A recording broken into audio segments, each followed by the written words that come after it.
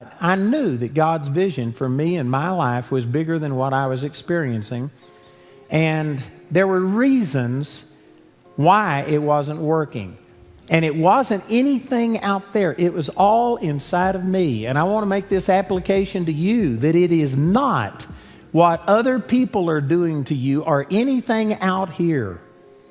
You know, there are people thinking, if I just had the government give me more money, if I just had an education, if I just had this, if the color of your skin was different, and we blame all of these things, and we sit here and say that I can't change, I can't see what God really has for me because of these things.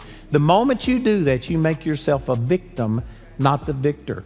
You have 100% control over you, or you should have. You can have. Let me say, not everybody exercises it, but we have that potential. You know, when the Lord spoke this to me, I called my staff together, and like I said, we had 28 employees.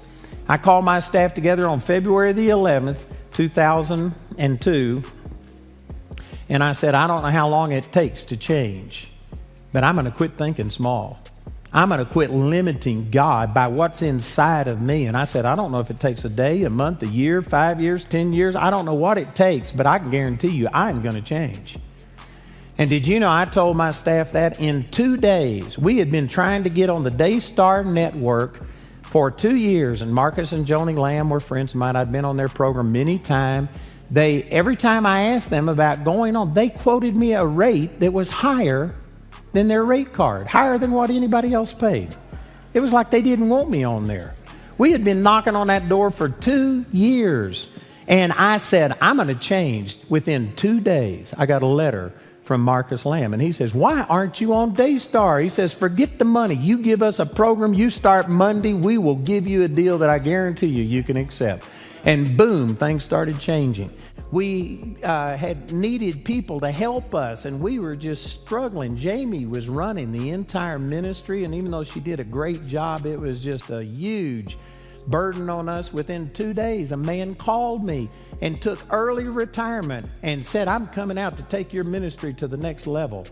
And this was also right after 9/11. And if you remember, when 9/11 happened, ministries began to experience a huge financial dip because people were looking at the news and wondering what else was going to happen. And, you know, out of sight, out of mind. And people quit contributing. This was right after 9/11. And instead of our finances going down, we doubled in finances.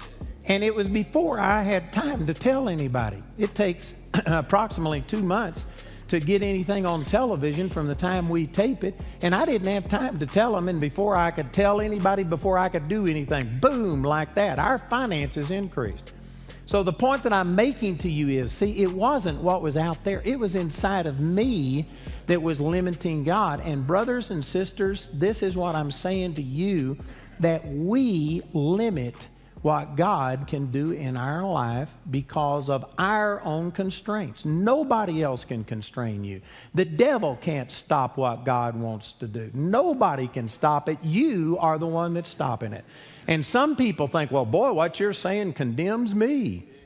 Well, I'm not meaning to condemn you, but you got to quit blaming other people. You've got to accept responsibility and recognize I'm the one who's limited. Other people may fight against you and they may say things and try and limit you, but nobody can limit you but you. God will not limit you. Satan cannot limit you. You are the establishing witness. Deuteronomy chapter 30, verse 19, behold, I call heaven and earth to record against you this day that I have set before you life and death, blessing and cursing. You know, this ought to be a no-brainer.